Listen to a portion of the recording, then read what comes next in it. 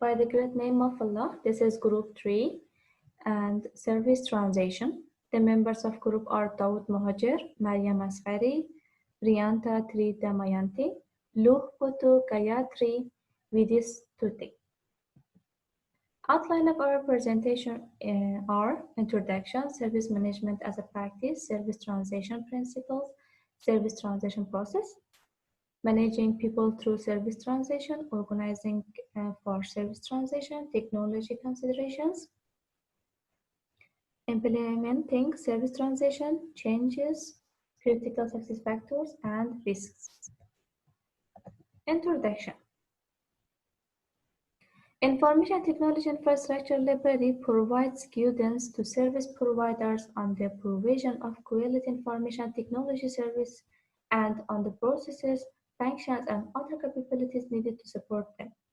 ITIL is not a standard that has to be followed. It is a guidance that should be read and understood and used to create value for the service provider and its customers.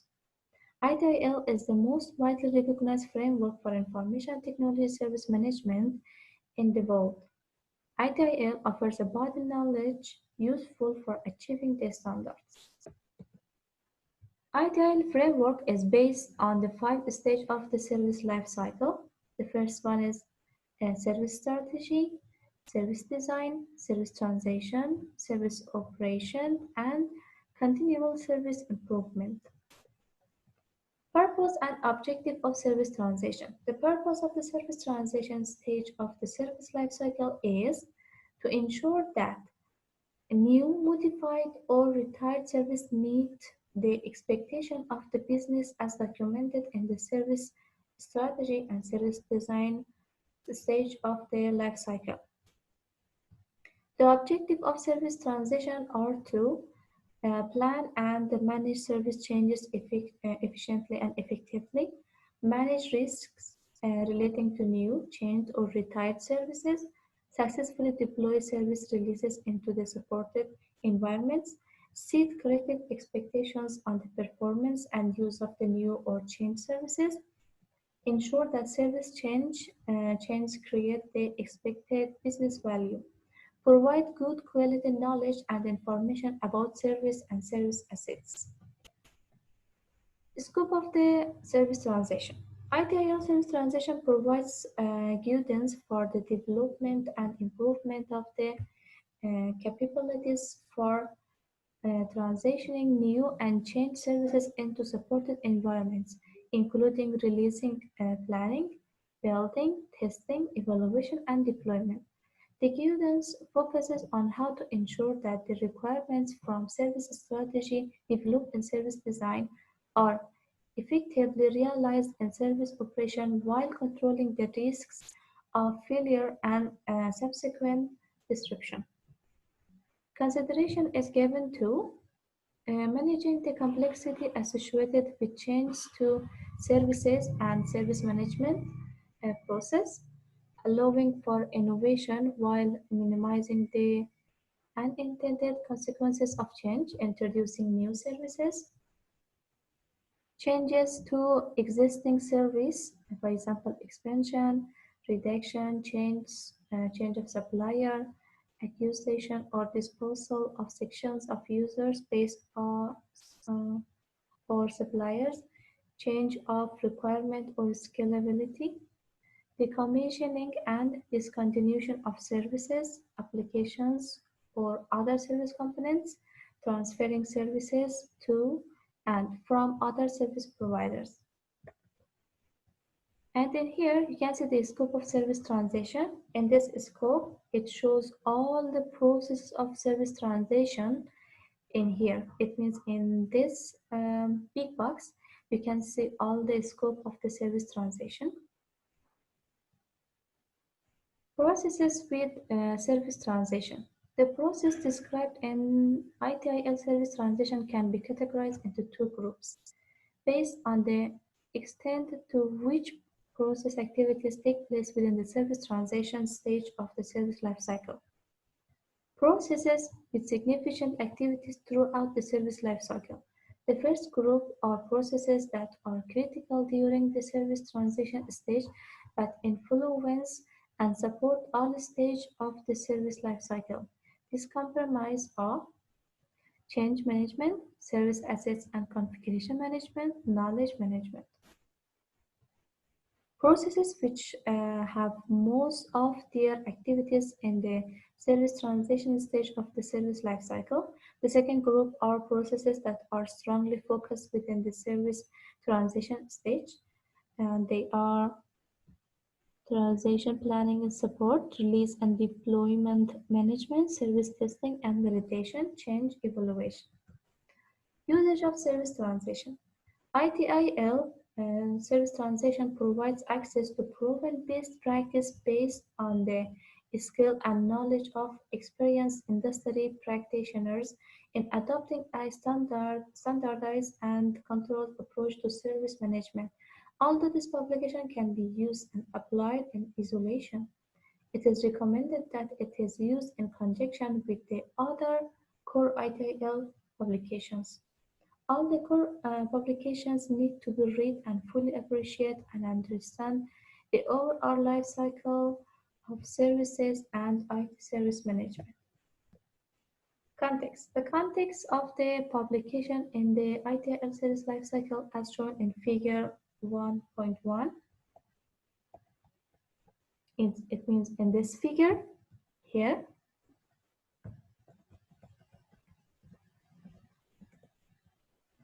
the ITIL core consists of 5 lifecycle publications. Each provides part of the guidance necessary for an integrated approach as required by the ISO IEC 20000 standard specification. The 5 publications are ITIL Service Strategy, ITIL Service Design, ITIL Service Transition, ITIL Service Operation, ITIL Continuous Service Improvement. Service Strategy. At the center of the service lifecycle is service strategy. ITIL service strategy provides guidance on how to view service management not only as an organization capability but as a strategic asset. It describes the principles underpinning the practice of the service management which are useful for developing service management policies, guidelines, and processes across the ITIL service lifecycle. Service design. ITIL service design provides guidance for the design and development of services and service management practices. It covers design principles and methods for converting strategic objectives into portfolios of services and service assets. Service transition. ITIL service transition provides guidance for the development and improvement of capabilities for introducing new and changed services into supported environments. It describes how to transition an organization from one state to another while controlling risk and supporting organizational knowledge for decision support. Service operation. It includes guidance on achieving effectiveness and efficiency in the delivery and support of services to ensure value for customers, the users, and the service provider. Continuous service improvement. ITIL continuous service improvement provides guidance on creating and maintaining value for customers through better strategy, design transitions, and operation of services. It combines principles, practices, and methods from quality management, change management, and capability improvement. Service management as a practice. Services and service management. What is a service? Service is a means of delivering value to customers by facilitating outcomes customers want to achieve without the ownership of specific costs or risks. Outcome is the result of carrying out an activity following a process or delivering an IT service and etc. The term is used to refer intended results as well as to actual results. IT service is a service provided by an IT service provider An IT service is made up of combination of information technology, people, and processes. Service management is a set of specialized organization capabilities for providing value to customers in the form of services. And service provider is an organization supplying services to one or more internal or external customers. ITSM or IT service management, the implementation and management of quality IT services that meet the needs of the business. IT service management is performed by IT service providers throughout an appropriate mix of people, processes, and information technology. IT service provider is a service provider that provides IT services to internal or external customers. Service provider. There are three main types of the service providers. Type 1, internal service provider, an internal service provider that is embedded within a business unit. Type 2, shared service unit, an internal service provider that provides shared IT services to more than one business unit. Type 3, external service provider, a service provider that provides IT services to external customers. Stakeholders and service management. Stakeholders have an interest in organization, project, or services and may be interested in the activities, targets, resources, or deliverables from service management. Within the service provider organization, there are many different stakeholders, including the functions, groups, and teams that deliver the services. There are also many stakeholders external to the service provider organization. For example, customers, users, and suppliers, that they are external stakeholders. Utility and warranty. Utility is the functionality offered by a product or service to meet a particular need. Utility can be summarized as what the service does and can be used to determine whether a service is able to meet its required outcomes or is fit for the purpose or not. Warranty is an assurance that a product or service will meet its accurate requirement. This may be formal agreements such as service level agreement or contract, or a making message or a brand image. Warranty can be summarized as how the service is delivered and can be used to determine whether a service is fit for the use or not. In here, we can see that utility and warranty should be with together to make or to create a value. Basic concepts. Asset. Asset is any resources or capabilities called asset. Customer asset. Any resource or capability used by a customer to achieve a business outcome. Service asset. Any resources or capability used by a service provider to deliver service to another or to a customer. Process. A process is a structured set of activities designed to accomplish a specific objective. A process takes one or more defined input and turns them into the defined output. Organizing for the service management. There is no single best way to organize, and best practice describes an ITIL need to be tailored to suit individual organization and situation. Any change made will need to take into account resources constraints and the size, nature, and needs of the business and customers. The service portfolio. The service portfolio is the complete set of services that is managed by a service provider, and it represents the service provider's commitment and investment across all customer and market space. Knowledge management and the service knowledge management system. Quality knowledge and information enable people to perform processes, activities, and support the flow of information between service lifecycle stage and processes. Understanding, defining, establishing, and maintaining information is a responsibility of the knowledge management process. Implementing and service knowledge management system enable effective decision support and reduce the risk that arise from lack of proper mechanisms. And in here you can see that architectural layers of a service knowledge management system. That the first layer is presentation layer, the second layer is knowledge process layer, the third is information integration layer, and the fourth one is the data layer. Governance and management system. Governance ensures that policies and strategy are actually implemented and that our required processes are collectively followed. Governance includes defining rules and responsibilities, measuring and reporting, and taking actions to resolve any issues identified. Management system. A system is a number of related things that work together to achieve an overall objective. Service transition principles.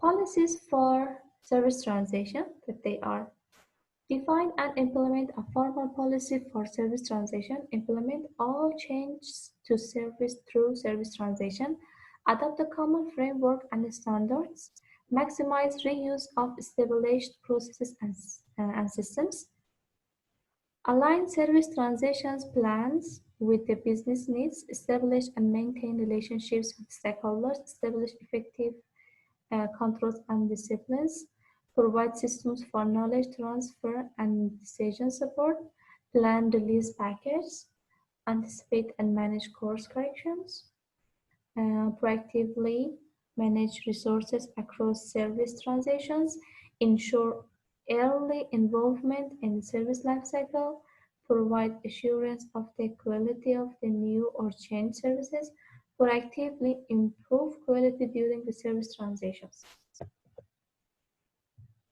Optimizing service transition performance. Metrics for service transition.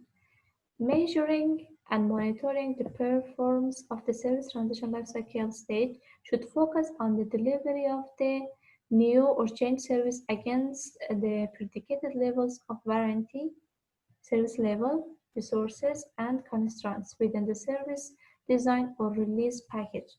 Metrics should therefore be aligned with the metrics for service design and may include the variation in predicated versus actual measures for resource utilization against capacity, capabilities, warranties, service levels, cost against approved budget, time, quality of service, value, errors and indecents, and risks. Service transition inputs and outputs. The main input to service transition is a service design package, which includes all the information needed to manage the entire life cycle of a new or changed service. The main output is the deployment into live use of a new or changed service, with all the supporting knowledge and information, tools, and processes required to support the service. In this table, you can see the stages of the life cycles, their input and their output. These are the two stages of the life cycles. They are the input of them and they are the output. The input of service strategy can be vision and mission, and the output can be transition services, and etc. Service design input can be service catalog, and output will be service catalog updates, and so on. Service operation input can be RFCs to resolve operation issues, and output can be new or changed services. And continuous service improvement stage, the input can be result of customer and user satisfaction survey, and the output can be test reports.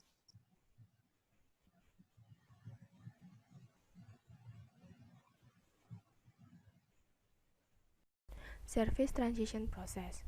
Terdapat 7 proses, yaitu Transition Planning and Support, Change Management, Service Asset and Configuration Management, Release and Deployment Management, Service Validation and Testing, Change Evaluation, dan terakhir Knowledge Management.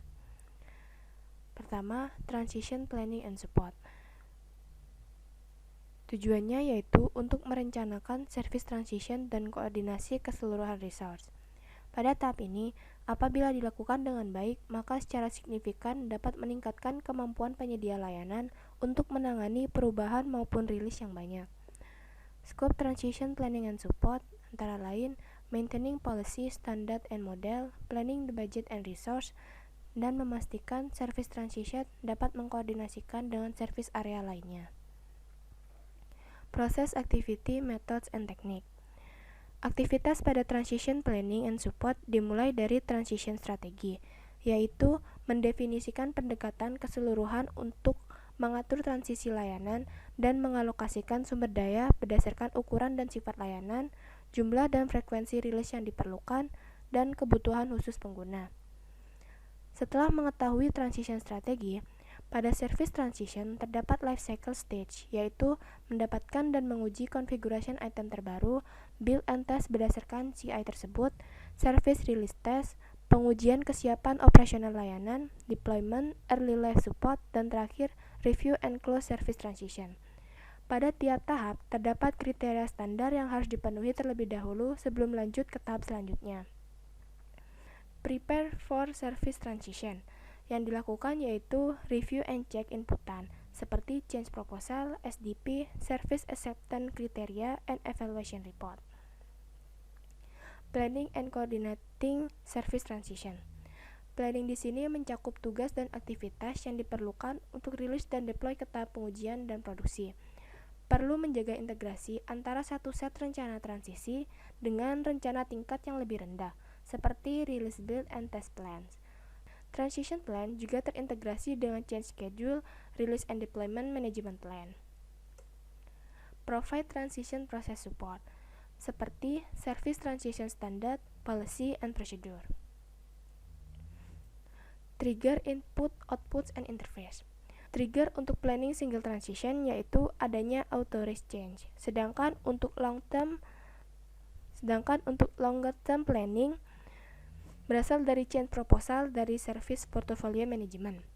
Dan juga terdapat trigger untuk budgeting dari budgetary planning cycle. Input apa saja yang dibutuhkan pada transition planning yaitu change proposal, authorized change, service design package, hasil dari service design kemarin. Untuk output dari transition planning berupa transition strategy and budget, dan yang utama yaitu integrated set of service transition plan. Challenge and risk pada transition planning and support. Tantangannya yaitu membangun dan menjaga hubungan dengan stakeholder yang terlibat pada service transition.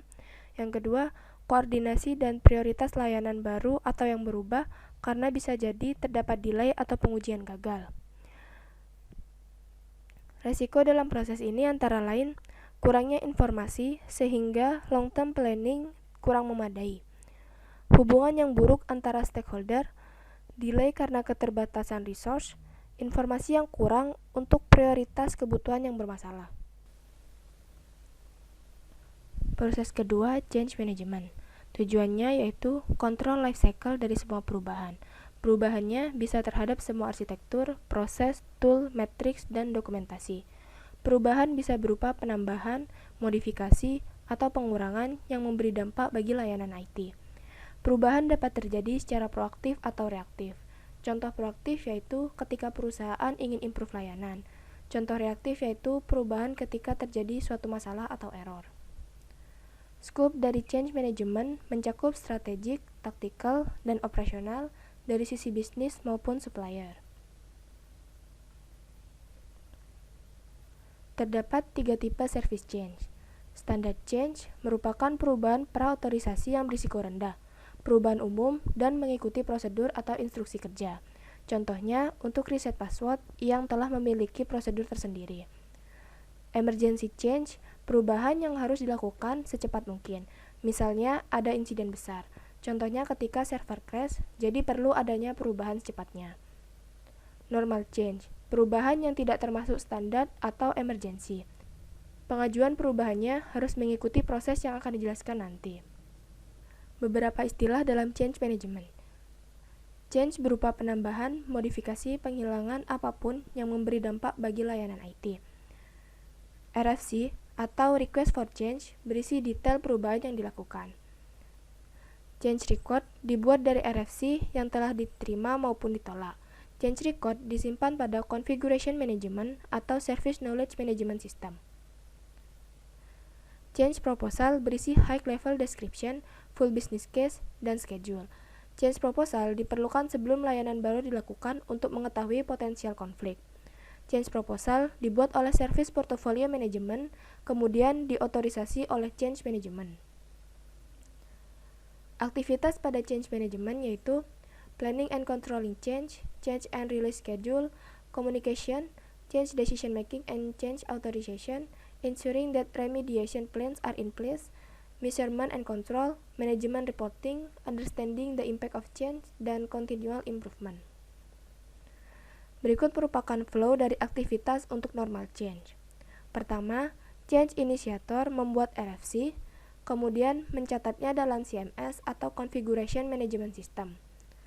Setelah itu, RFC akan direview dengan memperhatikan kepraktisan, kelengkapan submission, dan apakah RFC tersebut berupa pengulangan atau tidak. Kemudian, assess and evaluate change.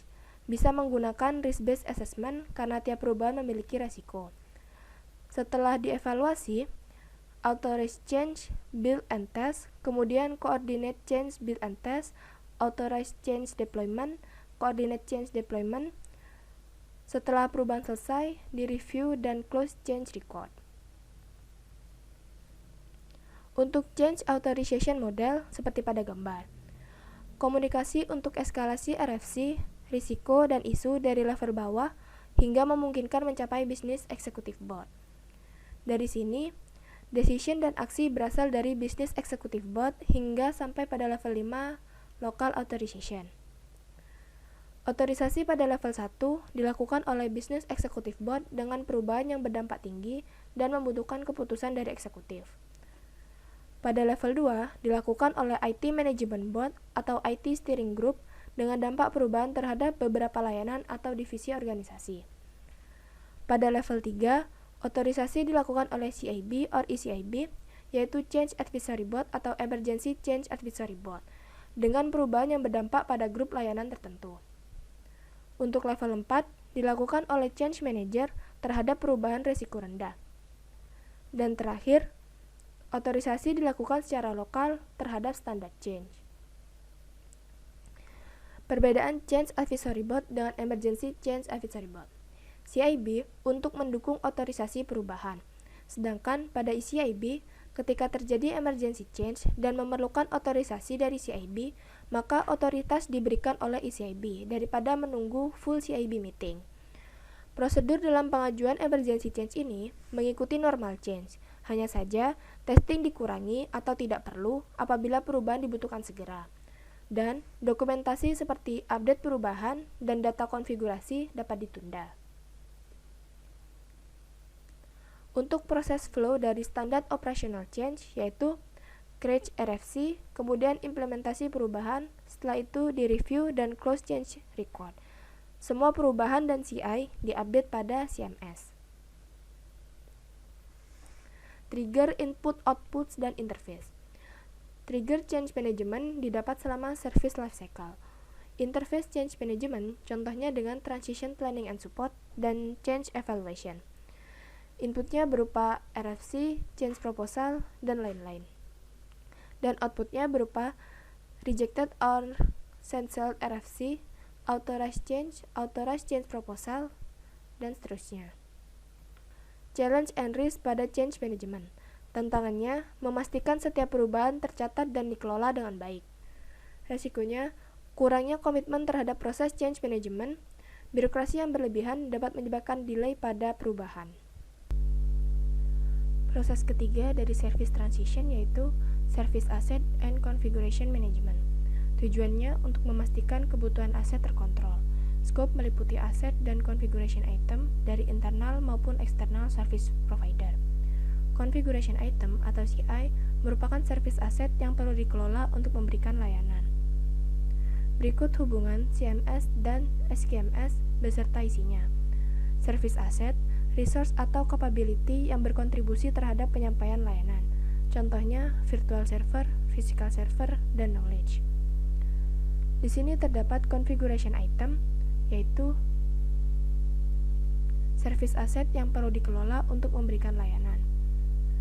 Configuration record, kumpulan atribut dan relationship tentang CI. Configuration record ini disimpan dalam configuration management database dan dikelola dengan configuration management system. Service knowledge management system, kumpulan tools dan database untuk mengelola knowledge, informasi, dan data. Service asset and configuration management activity, dimulai dari management and planning. Kemudian configuration identification. Pada configuration identification, yang dilakukan yaitu mendefinisikan kriteria untuk pemilihan CI, memilih CI, dan siapa yang bertanggung jawab terhadap CI tersebut. Selanjutnya, configuration control. Terdapat kontrol yang memadai untuk melakukan RFC atau change to CI, dan hasilnya RFC dan CI terupdate. Kemudian, status accounting and reporting. Status reporting menyediakan data terkini dan historis terkait dengan setiap CI, sehingga mudah dilacak perubahannya. Verification and audit, memastikan kesesuaian dokumen baseline dengan aktualnya. Trigger input, output, dan interface. Trigger berupa update dari change management, release and deployment management, purchase order, acquisition, dan service request. Interface dengan berbagai proses seperti change management, financial management for IT service, dan seterusnya. Inputnya berupa design plan configuration dari SDP, RFC, actual configuration information, dan informasi dari fixed asset register. Output untuk service asset dan configuration management yaitu update configuration record dan aset informasi, dan seterusnya. Challenge and risk. Tantangannya yaitu meyakinkan staff technical support untuk mengadopsi checking in out policy, memperbaiki pendanaan untuk SCCM, kurangnya komitmen dan support dari manajemen. Resikonya, penurunan akurasi CI, penetapan scope terlalu besar atau terlalu sempit, kemudian CMS out of date.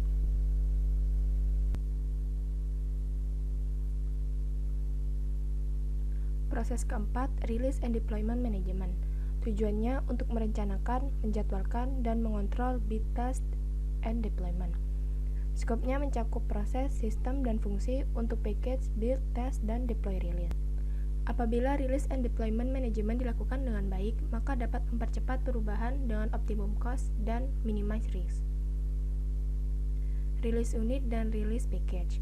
Release unit menggambarkan layanan atau infrastruktur IT yang dirilis sebagai single entity.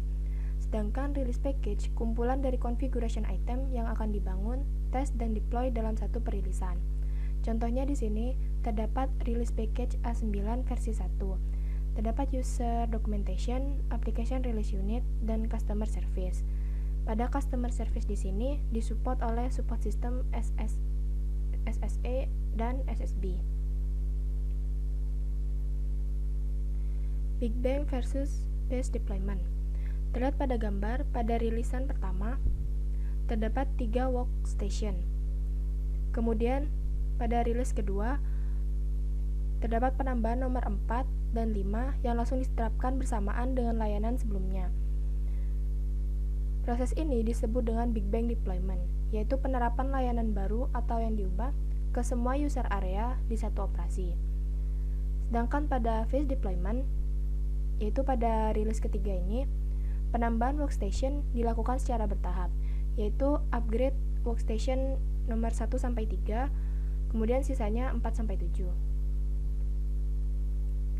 Release and deployment model mendefinisikan antara lain release structure, yaitu struktur terkait release package dan target environment, exit and entry kriteria, termasuk deliverable wajib atau opsional, control environment, roles and responsibility for each configuration item, release promotion and configuration baseline model, template release and deployment schedule, supporting system, tools, and procedure untuk dokumentasi dan tracking aktivitas release and deployment management, The handover activities and responsibilities for executing the handover and acceptance.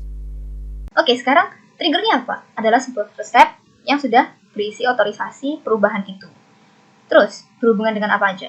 Berhubungan dengan tahap service design dan juga semua subproses yang ada di service transition. Dan berhubungan dengan role management perubahan. Proses activitiesnya bisa dilihat ada release and deployment planning, release build and test, kemudian deployment, review, dan close. Nah, deployment sendiri ini ada dari transfer, deploy, dan retire. Dan setiap aktivitas ada butuh otorisasi dari change management.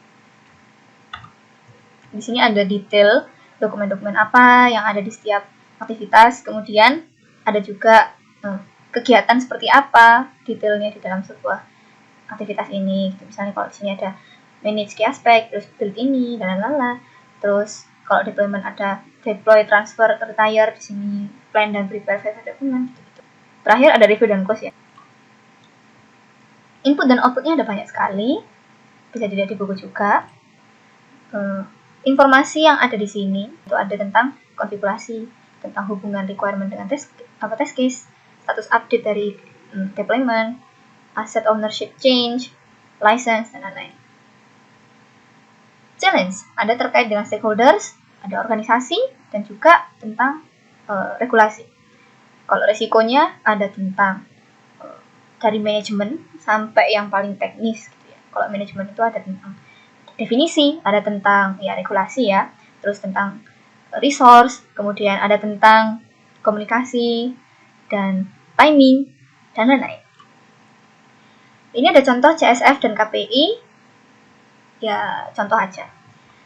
Oke, sekarang kita masuk ke subproses kelima, yaitu service validation dan testing. Dimana tujuannya ini adalah untuk memastikan kualitas dari layanan. Kenapa?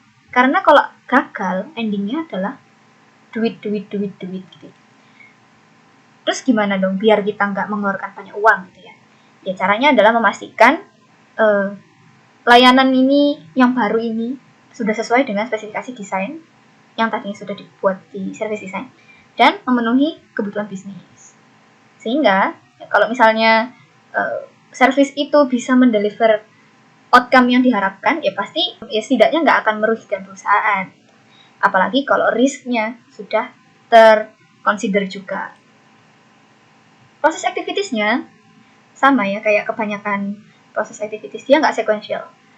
Jadi di sini cara bacanya itu ketika perubahan sudah terotorisasi, masuk ke sini. Nah, maka dimulailah aktivitas-aktivitas kecil di sini. Aktivitas yang pertama ada plan dan design. Itu mencakup resourcing dan scheduling. Terus verify test plan dan test design itu memastikan appropriate test model dan memastikan test script yang akurat dan lengkap. Terus ada menyiapkan environment test, terus baru memulai tesnya, terus mengevaluasi apakah tes ini sudah bisa exit, terus mengevaluasi reportnya hasil tes, dan baru tes cleanup dan closure. Oke, terus apa yang divalidasi dan dites? Itu terdefinisi di dalam ini service provider interface definition. Yang buat kan ya yang bikin layanan service provider. Dan itu apa aja yang didefinisi? Ada software, hardware, knowledge base, business unit, apa di environment seperti apa. Kemudian mungkin ada requirement tertentu, misalnya user skills atau customer seperti apa gitu. Prinsipal dan basic konsep ini lebih ke pemahaman basic konsepnya. Jadi kita akan mengenal istilah-istilah di dalam validation dan testing. Inputnya pertama ada dari SDP, dari Service Design Package ya, dari Service Design. Terus quality dan assurance itu dilihat dari mana? Dari verifikasi dan validasi. Test strategi, wah ini aktivitasnya dikit tapi kontennya banyak. Jadi membuat sebuah dokumentasi yang ya isinya banyak banget ya. Tujuannya apa? Kok banyak banget? Untuk mendefinisikan nanti approach testingnya mau seperti apa. Terus resource-nya ada berapa dan yang dialokasi apa aja itu di sini. Tes model itu mendefinisikan apa dan bagaimana sebuah tes dilakukan. Tujuannya sebenarnya ini sih kuncinya, repeatable. Jadi sebuah tes model itu harapannya adalah dia itu bisa dipakai lagi untuk tes yang akan datang gitu. Ini ada contoh tes model. Di sini cara bacanya misalnya di sini ada service level test model. Nah, ini tes model apa sih gitu yang pengen dicapai itu apa? Untuk memastikan service provider bisa mendeliver requirement dari pelayanan. apakah sudah pas, lalala. Oh, berarti apa yang dibutuhkan? Tesnya ini tuh butuh kondisi atau butuh apa ya? Definisi dari mana aja, gitu, dari service requirement, dari SLA, dari OLA. Gitu. Jadi cara bacanya ini service model apa, tujuannya apa, dan didasari dari dokumen apa atau dari mana.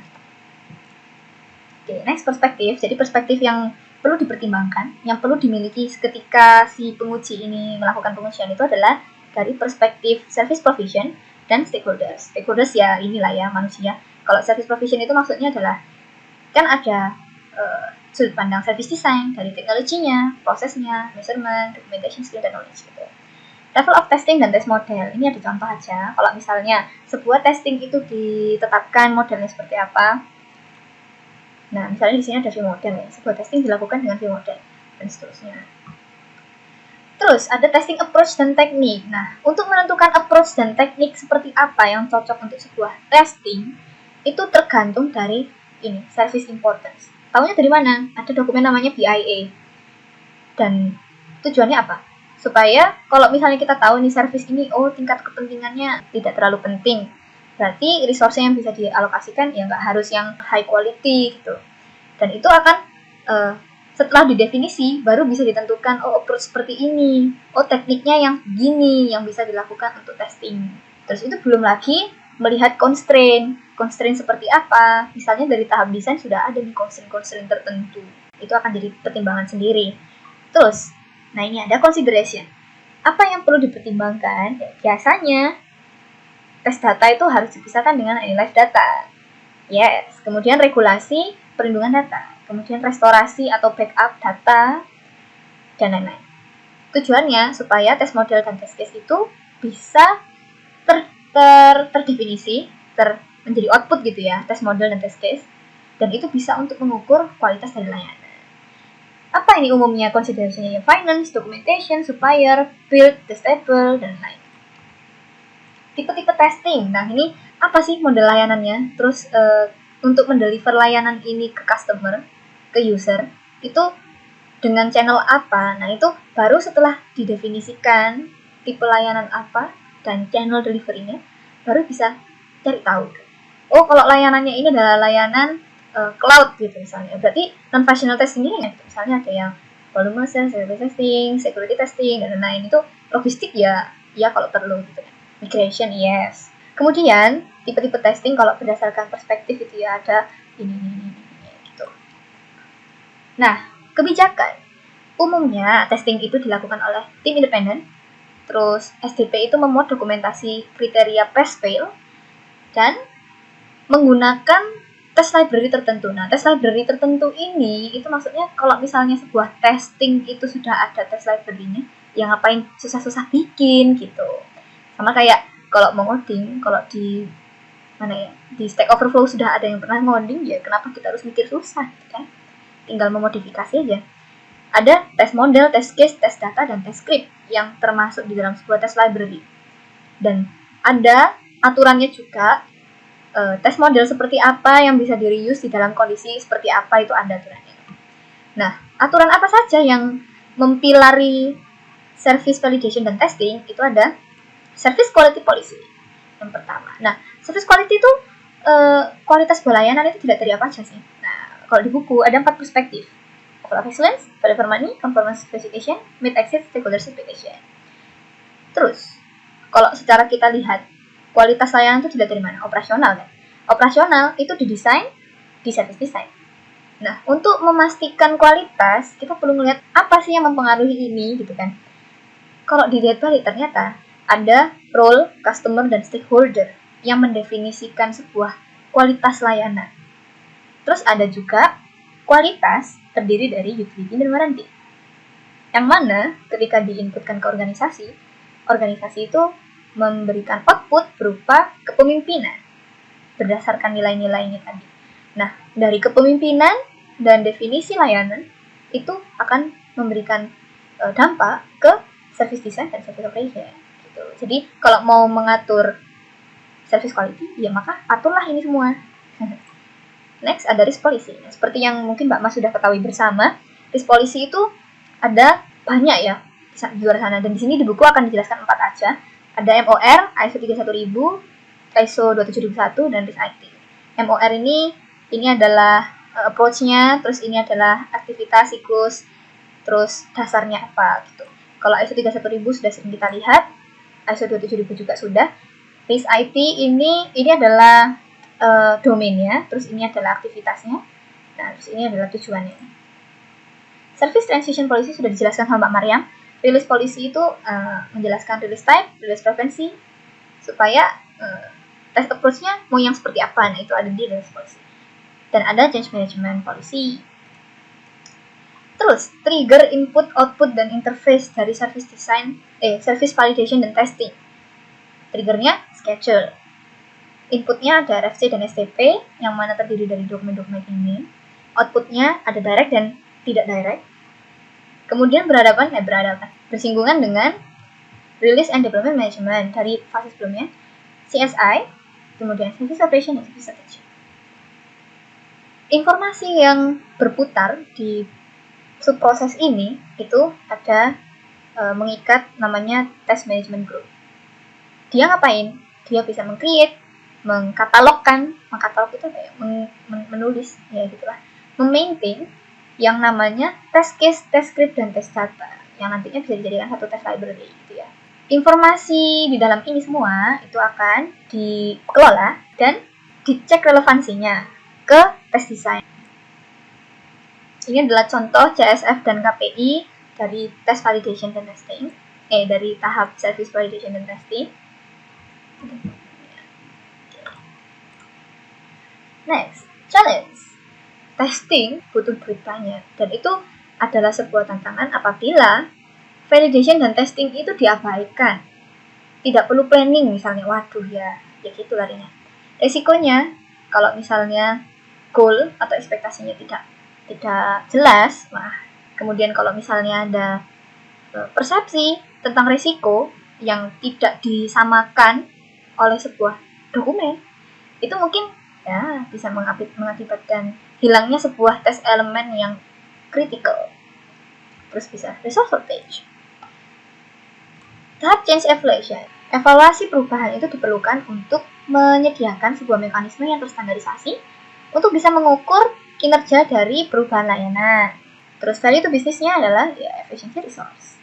Kemudian untuk memfokuskan insight yang akurat sehingga bisa mengimprove layanan dan juga manajemen perubahan.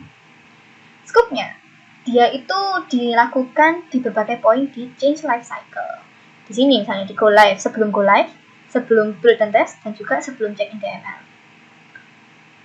Dan biasanya untuk perubahan yang sangat signifikan, kalau misalnya untuk bagian dari siklus itu nggak perlu yang namanya change evaluation gitu enggak. Sekarang kita masuk ke proses activities, methods, dan teknik. Jadi di sini tuh activitiesnya ada 4: evaluation planning, predict performance evaluation, actual performance evaluation, and risk management. Ini rangkuman saya aja.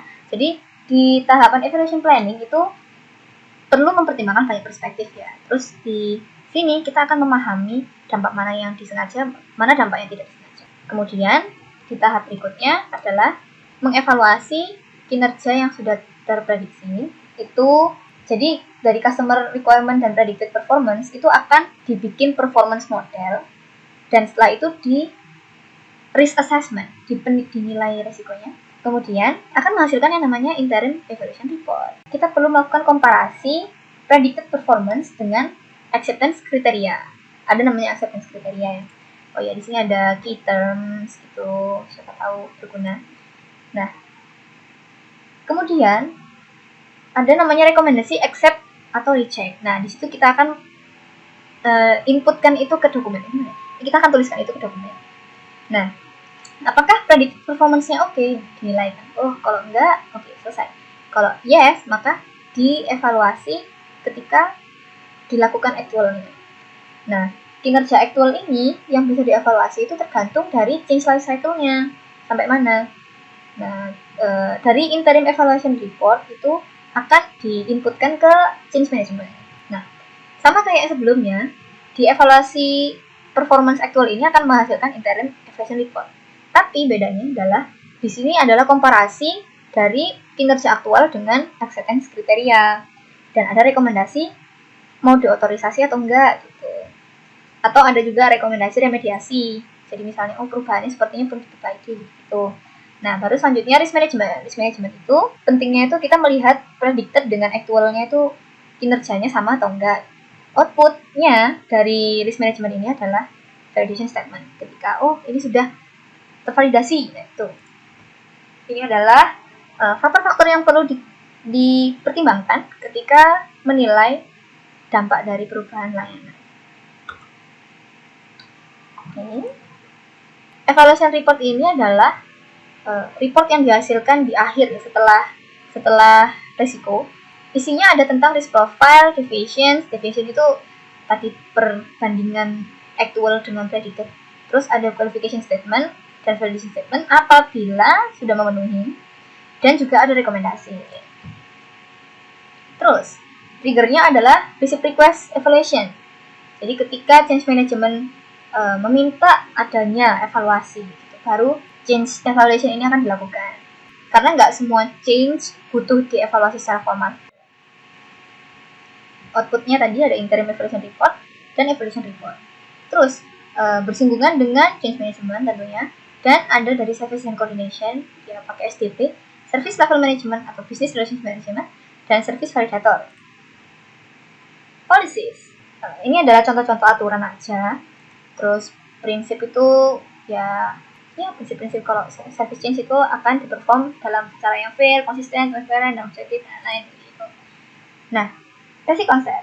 Jadi change evaluation itu dilakukan dengan prinsip PDCA, Plan, Do, Check, Act. Ini ada contoh CSF dan KPI. Nah, untuk challenge-nya itu ada tentang standar, terus ada pemahaman stakeholder, kemudian ada assessment dari risk mitigation itu yang perlu dipahami, kemudian pendekatan ke risikonya seperti apa, mengkomunikasikan risiko, dampaknya, dan ya meningkatkan, mengencourage sebuah risk management culture di organisasi. Untuk risikonya itu sama kayak yang sebelumnya sih ya, unclear kriteria, unrealistic expectation and deadlines, ini akan berdampak ke sebuah aktual performance yang jelek, lack of experience, dan supplier delay. Terus ada knowledge management. Knowledge management itu mengatur knowledge di dalam service transition ya kalau di sini. Jadi contoh-contohnya misalnya ada identitas stakeholder, acceptable risk level, performance education, available resource, and time scale. Kenapa perlu?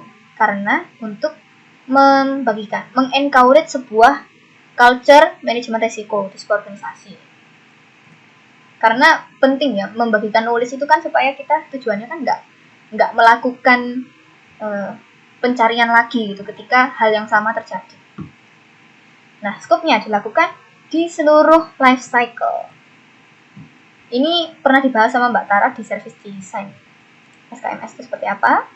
Nah, SKMS itu memuat konten ini sudah pernah dibahas banyak banget ya. Nah, ada istilah namanya data, information, knowledge, dan wisdom, dan itu ada gambarnya gitu kayak gini. Cara bacanya gimana? Jadi sebuah data akan menjadi informasi ketika sebuah data itu punya konteks. Kemudian akan menjadi knowledge ketika sudah ada experience, ide, insight, value, dan judgment. Dan akan menjadi wisdom ketika digunakan untuk meng-create value dengan keputusan, dengan correct decision. Jadi akan ke sana seiring berjalannya konteks, berkembangnya konteks, dan understanding. Gitu ya intinya. Ya ini tadi. Knowledge management itu di-trigger dengan schedule sama. Inputnya juga RFC dan SDP sama. Tapi outputnya adalah knowledge. Knowledge itu datang dari existence, workaround, konsekuensi dari error yang direcord dan dianalisis, itu aja. Kalau operation ya dari everyday, kalau transition ya dari design cycle, dari delivery, dan lain-lain. Interface-nya dia dilakukan di setiap life cycle. Kemudian aktivitasnya di sini nggak ada gambarnya di buku, jadi saya kira-kira seperti ini. Ada 4 aktivitas yang berjalan beriringan. Ada knowledge management strategy, tujuannya adalah memplan knowledge identification, capture, dan maintenance. Kemudian knowledge transfer, itu aktivitasnya ada retrieve, share, dan utilize knowledge. Manage DIK, itu perlu memahami key process input ya, ada 4 subproses nanti. Kemudian terakhir ini menggunakan SKMS, yang tujuannya adalah reduce cost, risk, dan increase efficiency. Di sini ada penjelasan lebih detail lagi tentang setiap aktivitasnya. Ini yang tadi ada 4 subaktivitas di managing data, information, dan knowledge. Ini by the way, ini gambar SKMS maksudnya. Oke, sekarang kita ke peraturan. Jadi peraturannya itu tergantung kultur organisasinya. CSF dan KPI. Ya, sebenarnya anehnya di knowledge itu kan gimana caranya kita mengukur gitu ya. Apa sih keuntungan dari transfer pengetahuan, knowledge transfer itu? Yaitu caranya adalah melihat ini. Apakah ketika staff itu menggunakan atau mensupport sebuah layanan baru atau layanan yang berubah, itu efektif atau enggak? Caranya ngeliat gimana? Misalnya dari ketika ada aktivitas yang berkaitan dengan butuh knowledge ini, knowledge itu, nah itu apakah ada insiden atau berapa waktu yang hilang dan lain-lain. Nah ini ada contoh CSF dan KPI dari knowledge management. Nah challenge-nya adalah untuk membuat sebuah arsitektur yang konsisten, di mana data, information, dan knowledge itu disimpan. Jumlahnya itu kan banyak ya. Kemudian membantu orang-orang ini untuk memahami gitu. Apa sih value-nya kalau kita terus-terusan melakukan management knowledge itu? Terus risikonya ketika orang-orang itu membangun SKMS atau melakukan management knowledge, itu biasanya ada yang terlalu fokus dengan tools dan melupakan creation of value-nya. Terus insufficient understanding of the data, information, knowledge requirement. Kemudian kekurangan investasi dan tools dan HR. Jadi nggak cuma tools aja, tapi human resource-nya juga penting. Kemudian terlalu banyak effort untuk meng-capture knowledge, tapi tidak memperhatikan transfer dan reuse knowledge dan lain-lain. Mengelola orang melalui layanan transisi. Layanan transisi mendukung dan didukung oleh aktivitas lain. Bab ini menjelaskan 2 aktivitas spesifik yang penting pada layanan transisi, yaitu komunikasi. Salah satu kelemahan dalam layanan transisi adalah ketidakmampuan untuk menyampaikan dengan cukup cepat pemahaman tentang implikasi, manfaat, dan penggunaan layanan TI. Yang kedua adalah organisasi dan perubahan stakeholder. Organisasi tidak akan berubah layanan TI-nya apabila hanya dengan mengubah layanan TI mereka. Namun inovasi modern berarti organisasi itu sendiri juga pasti akan berubah untuk menggunakan layanan baru dan perubahan layanan yang tersedia. Mengelola komunikasi dan komitmen. Komunikasi merupakan hal yang penting dalam layanan transisi. Semakin besar perubahannya, maka lebih besar kebutuhan untuk komunikasi yang jelas tentang alasan perubahan dan alasan dibaliknya. Komunikasi perlu tepat waktu, ditargetkan pada audiens yang tepat, dan mengkomunikasikan pesan dan manfaat dengan jelas secara konsisten. Memahami komitmen orang penting sebelum merencanakan komunikasi. Komunikasi selama transisi layanan. Hal yang perlu dilakukan terlebih dahulu adalah mengidentifikasi individual pada organisasi. Apakah dia mendukung perubahan layanan tersebut ataukah sangat menolak. Hal yang tepat untuk mengkomunikasikan perubahan layanan adalah fokus kepada orang yang di antara kedua tipe di atas. Perlu dibentuknya tim layanan transisi yang memahami dampak dari perubahan pelayanan ini dan mampu mengkomunikasikannya kepada audiens. Perencanaan komunikasi. Setelah menetapkan strategi yang akan mendorong kemungkinan perubahan positif dan setelah memahami tingkat komitmen dalam organisasi, transisi layanan harus memastikan bahwa ada rencana komunikasi terperinci yang akan menargetkan informasi di tempat yang paling efektif. Gambar 5.1 ini menunjukkan gambaran umum dari elemen kunci untuk pertimbangan saat merencanakan untuk efektivitas komunikasi. Metode komunikasi. Berikut ini merupakan beberapa contoh metode komunikasi, yaitu ada workshop, IP newsletter, sesi training, pertemuan tim, pertemuan dengan semua organisasi, one-to-one meetings, Q&A feedback, corporate intranet, simulation games, poster, pay advice notes, dan encapsulated reference cards. Kemudian motivasi dan pentingnya komunikasi. Orang-orang harus selalu mengetahui kemajuan perubahan, entah itu baik maupun buruk, agar mereka menjadi termotivasi untuk mewujudkannya. Pencapaian jangka pendek seharusnya dikomunikasikan dan dirayakan untuk menambah motivasi. Mengelola organisasi dan perubahan pemangku kepentingan. Bagian ini memberikan detail lebih lanjut tentang keterlibatan transisi layanan dalam mengelola perubahan organisasi. Hal ini termasuk jaminan organisasi mengubah produk dari desain layanan, manajemen dan komunikasi pemangku kepentingan, dan menawarkan berbagai pendekatan untuk mengatasinya berubah selama transisi. Kemudian ada siklus perubahan emosional. Gambar tersebut mengartikan bahwa kegagalan untuk mempertimbangkan perubahan organisasi dan bagaimana pengaruhnya terhadap orang-orang merupakan faktor yang signifikan dalam kegagalan transisi. Untuk memfasilitasi penerimaan perubahan, penting untuk memahami tahapan emosional yang perlu dilalui seorang sebelum penerimaan. Organisasi, peran, dan tanggung jawab. Yang bertanggung jawab dalam transisi layanan ini adalah manajer dan eksekutif yang terlibat dalam perubahan layanan tersebut. Mereka harus mempunyai kesadaran, berkomunikasi dengan terbuka dan jujur, mendengarkan dan menanggapi dengan tepat, memastikan koneksi yang memadai, kontrol di seluruh organisasi, memfasilitasi transisi ke tujuannya, serta visi yang jelas dan strategis.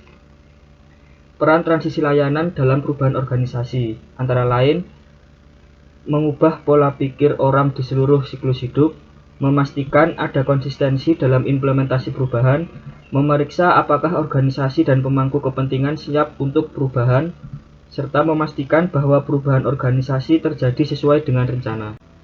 Desain strategi untuk mengelola perubahan organisasi. Selama transisi layanan, perubahan peran, proses, dan hubungan harus dibuat atau masalah akan muncul. Memahami berbagai fase pengembangan organisasi pemangku kepentingan, membantu transisi layanan untuk mengelola pemangku kepentingan dan pengguna dengan lebih baik. Merencanakan dan menerapkan perubahan organisasi.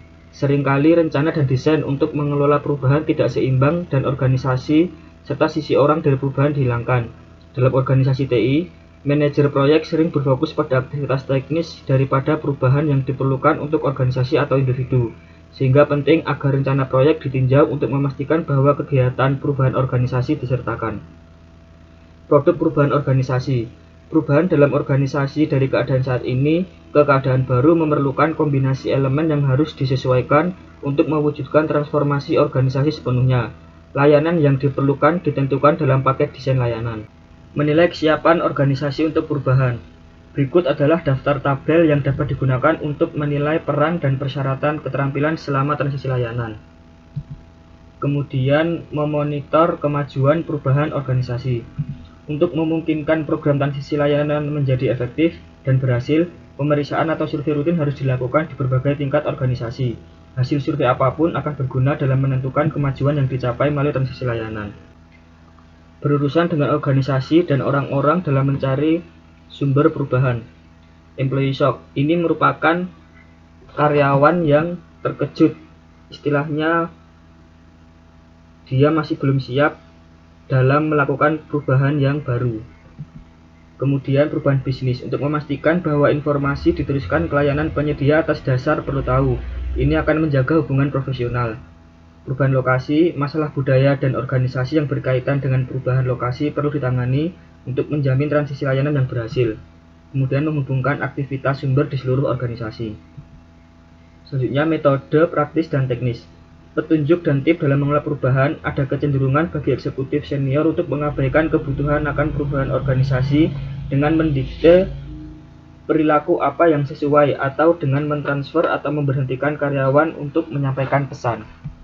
Kemudian dari J.P. Kotler merupakan 8 langkah untuk mengubah organisasi Anda. Ini adalah metode yang berguna untuk digunakan dalam mengidentifikasi celah dalam rencana untuk mengelola perubahan organisasi.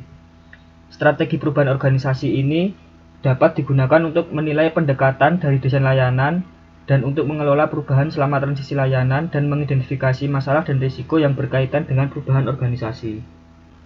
Manajemen pemangku kepentingan. Layanan baru atau yang diubah harus mendukung dan menyampaikan persyaratan pemangku kepentingan agar dianggap berhasil, dan keterlibatan aktif pemangku kepentingan akan meningkatkan kemungkinan pengiriman sesuai kebutuhan. Selanjutnya strategi manajemen pemangku kepentingan. Strategi manajemen pemangku kepentingan dari desain layanan menetapkan siapa pemangku kepentingannya, apa minat dan pengaruh mereka nantinya, bagaimana proyek atau program akan terlibat dengan mereka, informasi apa yang akan dikomunikasikan, serta bagaimana umpan balik yang akan diproses. Peta dan analisis pemangku kepentingan. Analisis pemangku kepentingan membantu memastikan bahwa ada pemahaman yang memadai tentang persyaratan stakeholder, kepentingan stakeholder, dan dampaknya pada perubahan. Pada gambar tersebut menunjukkan matriks power impact. Stakeholder yang mempunyai power impact yang tinggi, berarti stakeholder tersebut semakin penting dan semakin berdampak pada perubahan. Kemudian perubahan komitmen pemangku kepentingan. Pada gambar 5.8 merupakan contoh rencana komitmen. Gambar ini menunjukkan tingkat komitmen individu dan kelompok saat ini, dan bagaimana komitmen itu harus berubah jika transisi ingin berhasil. Misalkan setiap individu diberi nilai O untuk menunjukkan posisi mereka saat ini, dan X untuk menunjukkan tingkat komitmen yang dibutuhkan dari mereka. Terkadang mereka perlu mundur, misalkan direktur pelanggan yang pergi dalam tabel ini perlu menyerahkan peran kepemimpinannya. Pengorganisasian untuk transisi layanan. Bab ini menjelaskan konsep umum pengorganisasian untuk manajemen layanan dalam kaitannya dengan transisi layanan dan praktik terkait. Pengembangan organisasi. Tidak ada satu cara terbaik untuk mengatur organisasi. Kerangka ATIL ini pun perlu disesuaikan dengan organisasi dan situasi individu. Titik awal untuk mendesain organisasi adalah strategi. Fungsi. Fungsi adalah tim atau sekelompok orang dan alat atau sumber daya lain yang mereka gunakan untuk melaksanakan satu atau lebih proses atau aktivitas. Gambar di samping merupakan contoh dari struktur organisasi kecil untuk transisi layanan. Kemudian gambar ini merupakan contoh struktur organisasi yang lebih besar. Intinya dalam setiap aktivitas terdiri dari beberapa tim yang mempunyai fungsi sendiri-sendiri. Konteks organisasi untuk mentransisikan layanan. Antarmuka ke proyek dan kebutuhan operasi bisnis perlu untuk didefinisikan dengan jelas. Sangat penting bahwa di seluruh siklus hidup layanan ada interaksi yang jelas dan pemahaman tentang pertanggungjawaban semua unit. Pada gambar ini mengilustrasikan konteks interaksi antara unit layanan transisi, unit lain pada organisasi, yaitu program dan project management, dengan pihak ketiga atau supplier. Pada gambar 6.4 ini mengilustrasikan interaksi yang diperlukan antara program, proyek, dan elemen manajemen layanan. Gambar tersebut mengasumsikan bahwa organisasi memiliki direktur program dan proyek yang bertanggung jawab atas pengelolaan program dan proyek secara keseluruhan, dan direktur penyedia layanan yang bertanggung jawab atas semua aspek manajemen layanan. Roles atau peran.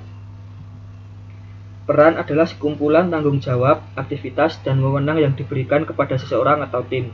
Berikut beberapa peran yang terdapat pada layanan transisi.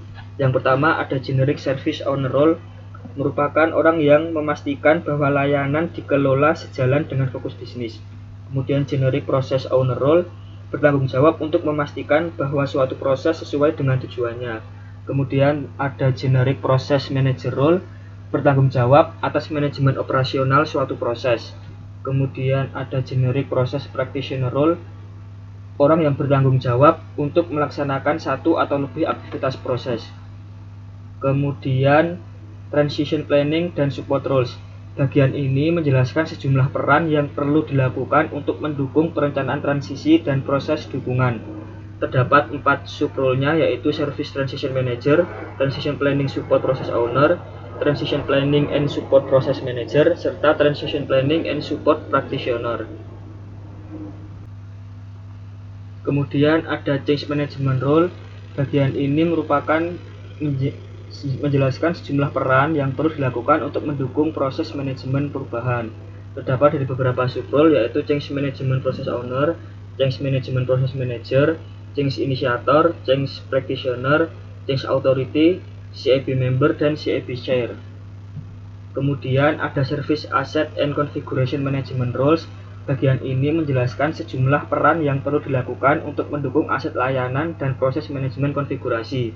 Terdiri dari 4 sub-role, yaitu SACM Process Owner, SACM Process Manager, Configuration Analyst, dan Configuration Librarian. Selanjutnya ada Release and Deployment Management Role. Bagian ini merupakan menjelaskan sejumlah peran yang perlu dilakukan untuk mendukung rilis dan proses manajemen penerapan. Terdapat dari beberapa sub-role, yaitu Release and Deployment Management Process Owner, Release and Deployment Management Process Manager, Release Packaging and Build Practitioner, Deployment Practitioner, Early Life Support Practitioner, serta Build and Test Environment Manager. Kemudian ada role Service Validation and Testing Role. Pada bagian ini menjelaskan sejumlah peran yang perlu dilakukan untuk mendukung validasi layanan dan proses pengujian. Terdiri dari beberapa sub-role, yaitu Service Validation and Testing Process Owner, Service Validation Testing Process Manager, Service Validation and Testing Practitioner, serta Contribution of other roles to Service Validation and Testing. Kemudian ada Change Evaluation Roles, merupakan bagian yang menjelaskan sejumlah peran yang perlu dilakukan untuk mendukung proses evaluasi perubahan. Terdiri beberapa sub-role, yakni Change Evaluation Process Owner, Change Evaluation Process Manager, serta Change Evaluation Process Practitioner. Kemudian yang terakhir ada Knowledge Management Roles, merupakan bagian yang menjelaskan sejumlah peran yang perlu dilakukan untuk mendukung proses manajemen pengetahuan. Terdapat 3 sub-role, yakni Knowledge Management Process Owner, Knowledge Management Process Manager, dan Knowledge Management Process Practitioner. Responsibility Model. RASI model ini digunakan untuk menentukan peran dan tanggung jawab dalam kaitannya dengan proses dan aktivitas. RASI merupakan kepanjangan dari R responsible, orang yang bertanggung jawab untuk melaksanakan dan menyelesaikan pekerjaan. A accountable, orang yang bertanggung jawab atas hasil akhir. C consulted, orang-orang yang dimintai pendapat dan dicari pendapatnya. Kemudian I informed, merupakan orang-orang yang selalu mendapatkan perkembangan info terkini. Bagan RACI pada tabel 6.1 ini menunjukkan struktur pemodelan RACI.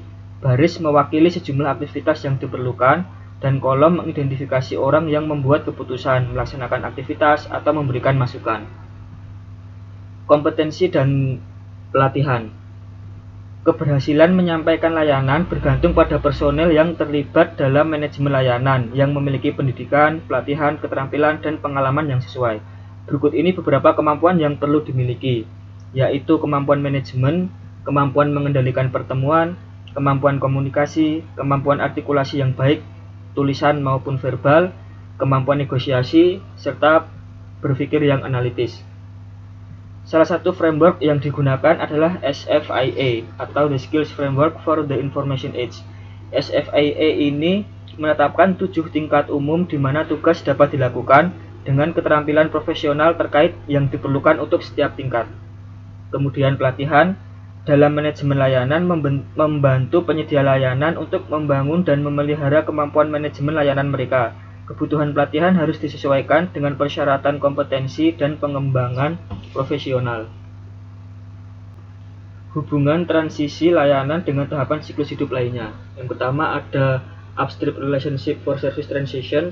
Secara khusus, transisi layanan akan bergantung pada pengalaman yang sesuai dari staf terampil dalam fungsi operasi layanan untuk menyampaikan banyak pengetahuan yang diperlukan untuk membuat keputusan kunci. Berdasarkan prediksi praktik yang mungkin berhasil berdasarkan perilaku sistem sebelumnya dalam situasi serupa, seperti yang ditunjukkan pada gambar 6.5. Dalam gambar ini, tahapan siklus hidup CSI atau Configuration System Item diwakili oleh panah yang mencakup masukan dan saran perbaikan. Kemudian untuk Downstream Process and Procedural Influence, selama pengujian transisi, insiden yang mengungkapkan kesalahan dalam layanan baru atau yang diubah akan terdeteksi. Sifat dan resolusi yang teridentifikasi dari kesalahan ini akan memberikan masukan langsung ke prosedur operasi layanan. Bagian 7, Technology Considerations atau pertimbangan teknologi. Teknologi memiliki peran utama dalam transisi layanan. Penggunaan teknologi pendukung harus menjadi bagian dari desain untuk transisi layanan, dan mekanisme untuk memelihara dan memaksimalkan manfaat dari teknologi tersebut harus ada. Ada 2 cara di mana transisi layanan didukung oleh teknologi. Yang pertama, alat di seluruh perusahaan yang mendukung sistem dan proses yang lebih luas, di mana transisi layanan memberikan dukungan. Kemudian yang kedua adalah alat yang ditargetkan lebih spesifik untuk mendukung transisi layanan atau bagian dari transisi layanan. Alat manajemen pengetahuan. Alat manajemen pengetahuan menangani kebutuhan organisasi untuk mengelola pemrosesan informasi dan penyebaran pengetahuan. Ada 3 jenis, yaitu pertama dokumen manajemen, yaitu mendefinisikan serangkaian kemampuan untuk mendukung penyimpanan, perlindungan, klasifikasi, pencarian, pengambilan, pemeliharaan, pengarsipan, dan penghentian dokumen. Untuk records management sama seperti dokumen manajemen, hanya saja yang membedakan adalah records merupakan catatan dari fakta yang ada, catatan aktivitas. Kemudian untuk konten manajemen, kemampuan yang mengelola penyimpanan, pemeliharaan, dan pengambilan dokumen dan informasi dari suatu sistem atau situs web. Kolaborasi. Kolaborasi merupakan proses berbagi pengetahuan dan bekerja sama untuk mencapai tujuan dan sasaran yang ditetapkan. Terdapat komunitas, yaitu merupakan metode pilihan bagi sekelompok orang yang tersebar di zona waktu dan batas negara untuk berkomunikasi, berkolaborasi, dan berbagi pengetahuan. Kemudian terdapat manajemen alur kerja, merupakan area luas lain dari layanan pengetahuan yang memberikan dukungan sistemik untuk mengelola aset pengetahuan melalui alur kerja atau proses yang telah ditentukan sebelumnya. Sistem manajemen konfigurasi atau CMS berisi detail tentang atribut dan riwayat setiap item konfigurasi atau CI dan detail hubungan penting antara CI. Sejauh mungkin semua perubahan harus dicatat di CMS setidaknya pada saat perubahan diterapkan. Status misalkan langsung, arsip, dan lain-lain. Dari setiap CI yang terpengaruh oleh perubahan harus diperbarui secara otomatis jika memungkinkan. Bagian 8 menerapkan transisi layanan. Pada gambar 8.1 mengilustrasikan langkah-langkah untuk meningkatkan proses layanan transisi, di mana setiap langkahnya saling berkesinambungan dan berulang. Terdapat beberapa pertanyaan yang dapat dijawab dengan melakukan aktivitas. Pertanyaan pertama, apakah visinya dapat dilakukan dengan menentukan visi bisnis, misi, capaian, dan tujuan. Kemudian untuk pertanyaan seperti apa kondisi saat ini dapat ditentukan dengan membuat penilaian dasar.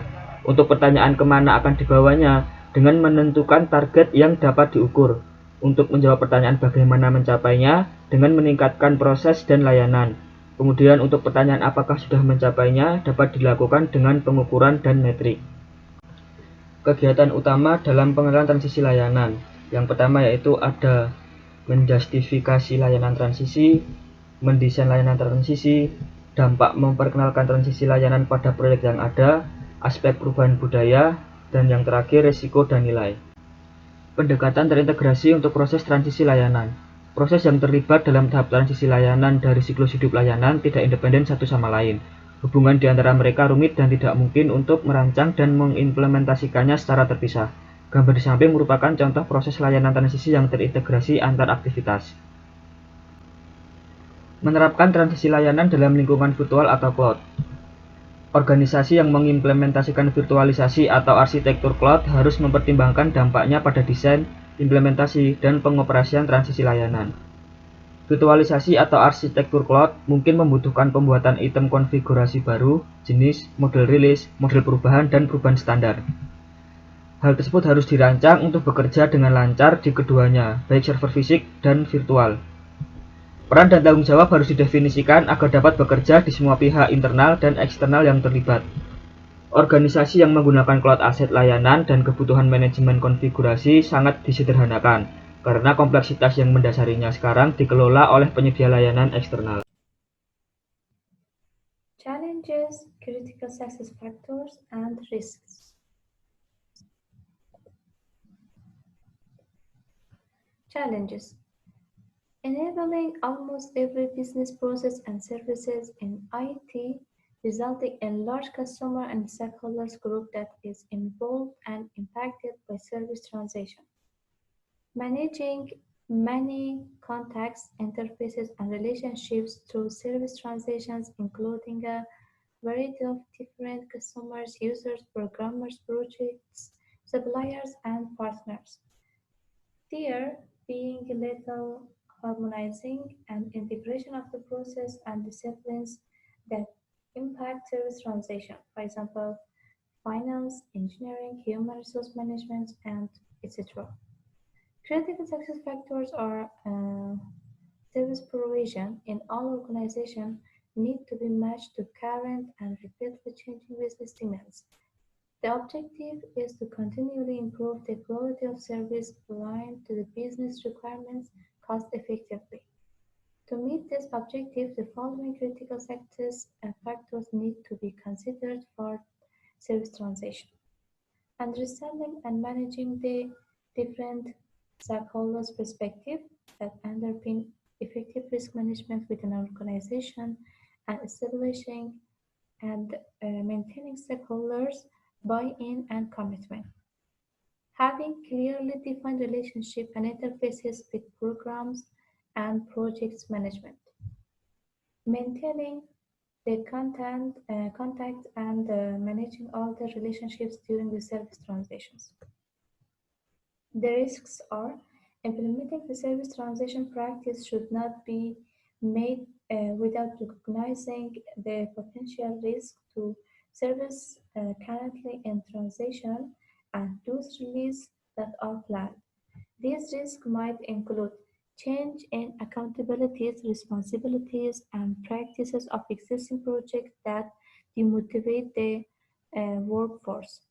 Alliance of some key supports and operation staffs, additional unplanned costs to services in transition. Service transition under difficult conditions. That these difficult conditions can be short timescales, restricted finance, restricted resource availability, or not enough resources, people or lack of these environments, inadequate tools, it means not enough tools, absence of anticipated skill sets, internal political difficulty, staff disincentives, uh, external difficulties such as weather, political instability, post-disaster legislation. This is the end of our presentation. Thank you for watching and hope you enjoyed.